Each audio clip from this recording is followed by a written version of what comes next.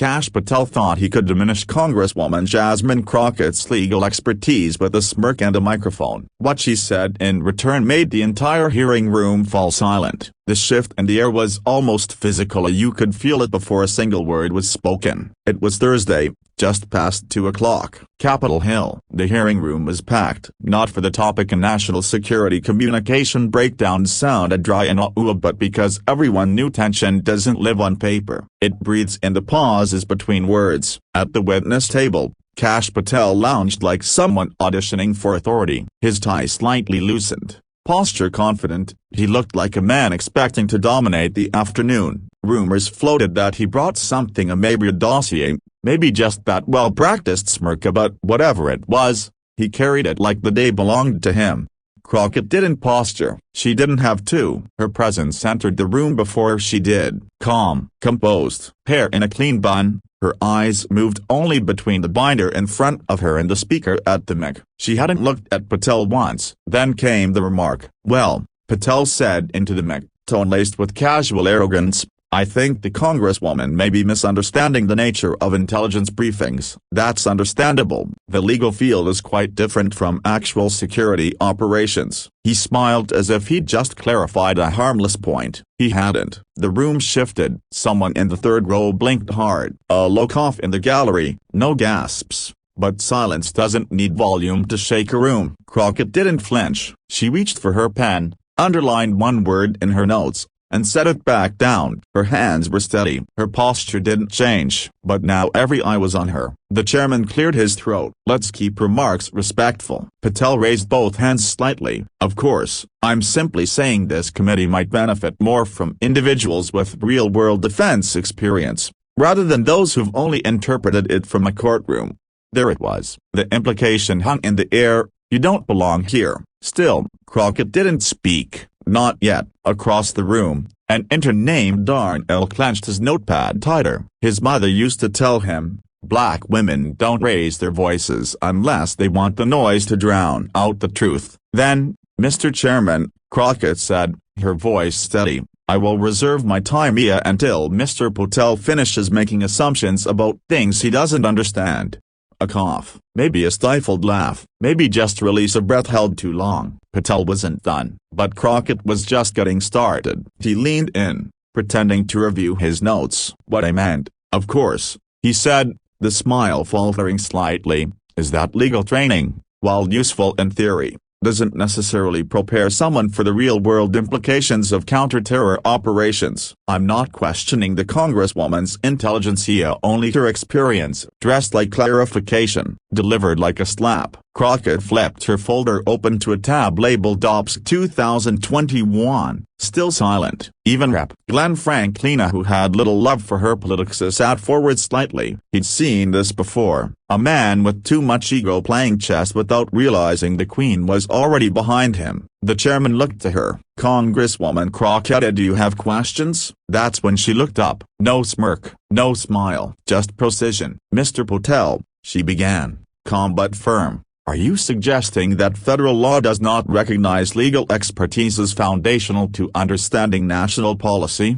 He opened his mouth. She cut in. "Because if that's your position, I'd be interested to know how many times you've stood before a federal judge defending classified material disclosures under FISA." "I have. It's on record." He blinked. "I'd also be curious when you last navigated an adversarial hearing with the Dodge breathing down your client's neck while the national media tried to sway the outcome. Or have you ever argued constitutional limitations on executive power broken bar under oath?" Her voice sharpened and never raised, only refined. Patel started. "Congresswoman, I don't think I can tell you what it's like," she said, cutting in again, "to walk into a courtroom full of men who assume you're lost because you walk in without the smile." A pause. "I didn't come here to compare our copyright sub copyright s, Mr. Patel, but since you brought mine up, let's clarify." She pulled out a page. This is my litigation record on national security disclosures under federal confidentiality statutes. Another document. This is my clearance verification from the Office of Congressional Ethics. And finally she held up one more. And this is the part where I stopped letting men rewrite narratives in rooms I had to fight twice as hard to enter. The silence cracked something open. Patel tried to recover. This isn't personal. It's about protecting the country. You made it personal the moment you questioned my qualifications, she replied. Let's not pretend otherwise. I'm simply suggesting we focus on solutions, not feelings. That line, that was the mistake. Crockett tilted her head, just slightly. Feelings? She repeated, dryly. Let me explain something to you, Mr. Patel. She leaned in. I come from a community where feelings don't get you leniency, where black mothers bury their sons because someone with your kind of power misread a moment and called it a threat. The room froze. I've represented teenagers facing 20 years for being in the wrong car on the wrong block. You think this is about me? You think I need your permission to be here? He tried to raise a hand. She didn't let him. I don't need you to see me, Mr. Patel. I've already done the work. I've stood in front of judges. I've argued national security. I've earned clearance at levels you can't discuss in public, and I carry the trust of people who've never had someone fight for them in rooms like this. He swallowed. Quiet now. I'm not questioning your character, he said finally. I'm questioning policy. You can't separate the two, she replied. When you only question the people who look like me. That landed, and stuck. The chairman tried to shift. Congresswoman, you've made your point. I'm not sure I have. She turned to Patel again. I've reviewed your memos, cross-referenced your citations, highlighted the gaps between your public statements and classified briefings. So when you imply I'm not prepared, you're not just disrespecting me, you're disrespecting this entire process. He tried. One last time. With all due respect, respect, she said, isn't a tone. It's action. And yours tells me everything I need to know. The gallery didn't move. No pens, no phones, just breath. Finally, the chairman gave her the floor one last time. She closed her binder, rested her hands on the table. I have no further technical questions, but I have one more thing to say. For the record, she looked around the room. This is not the first time I've had to explain that I belong here. It won't be the last. I didn't run for Congress for moments like this. I ran because people are suffering under policies shaped by those who never bothered to understand them. She looked at Patel one last time. And when you dismiss someone's lived experience because it doesn't look like yours,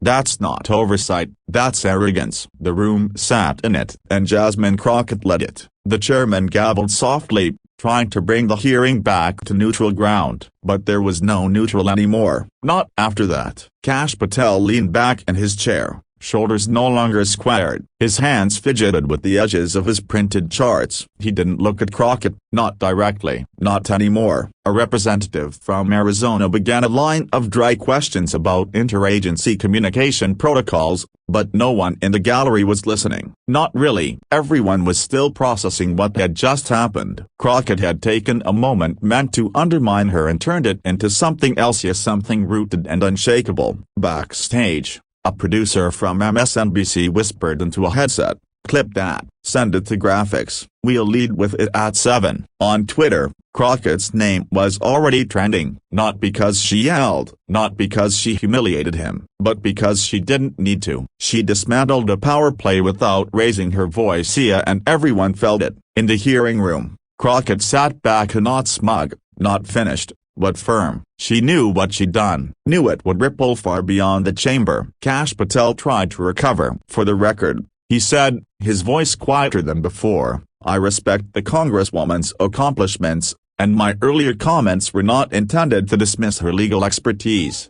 Crockett didn't interrupt. She didn't need to. But the chairman turned to her. Congresswoman Crockett, any response? She took a breath. Not deep, just enough. I don't need an apology dressed as clarification, she said. What I need and what the people I represent deserve is accountability. When power is used to belittle, that's not oversight, that's ego. Patel nodded stiffly, lips tight. Across the room, Rep. Celeste Bryant leaned toward her mic. Mr. Chairman, I just want to sign for the record that I stand with Congresswoman Crockett's concerns. This committee cannot do its job effectively if members and witnesses are allowed to undermine expertise based on tone, gender, or race. Crockett turned her head slightly just enough to acknowledge the support. She didn't smile. She didn't nod. She just saw it. That was enough. But the shift wasn't just in the room. It was happening outside. Clips circulated with captions like, "Jasmine Crockett just gave a masterclass in composure under fire." She didn't just defend herself as she defended every woman ever told she wasn't enough. This is how you reclaim the narrative. Brick by brick. By nightfall,